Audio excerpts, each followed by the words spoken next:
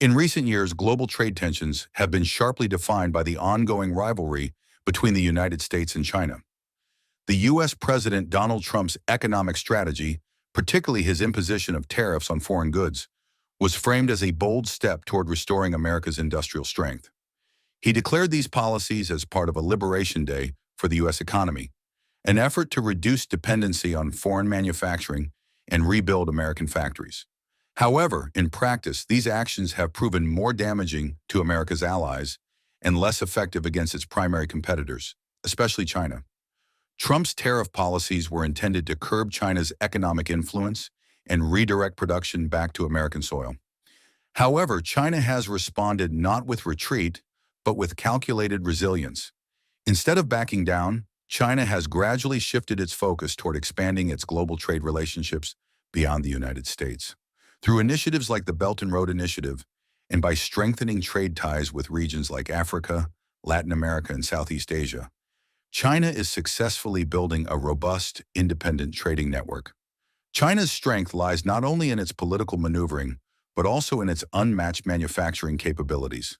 The global supply chain is heavily reliant on Chinese production for everyday products such as smartphones, computers, consumer electronics, textiles, and much more. Attempting to replace this vast industrial base is a colossal task, one that cannot be achieved through tariffs alone. Even with the emergence of American tech companies like OpenAI and renewed interest in domestic production, the U.S. lacks the scale, cost efficiency, and infrastructure to rapidly reclaim its manufacturing dominance. Moreover, many of America's allies who once shared economic goals are now caught in the crossfire of these tariffs. Tariff policies that were supposed to hurt China often ended up increasing costs for American businesses and consumers, while also straining relations with trading partners who rely on integrated global supply chains. The reality is, tariffs on Chinese goods have led to higher prices at home and retaliatory tariffs abroad, undercutting the intended economic revival. Trump's broader goal of making America a manufacturing powerhouse again is admirable in theory, but deeply flawed in execution. Manufacturing is no longer simply about having factories.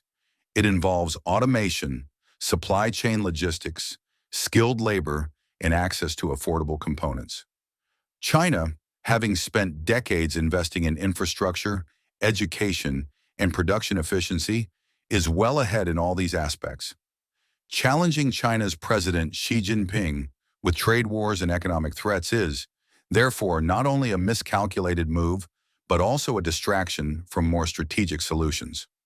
Instead of trying to isolate China, the U.S. could focus on innovation, creating new industries, and strengthening global alliances to remain competitive in the 21st century economy.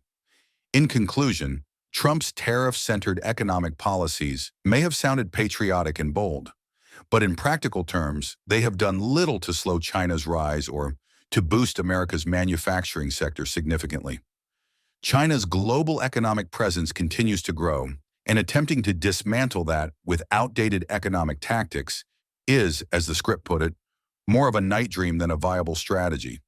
A more realistic approach would involve cooperation, long-term investment in domestic capabilities, and a nuanced understanding of global trade dynamics.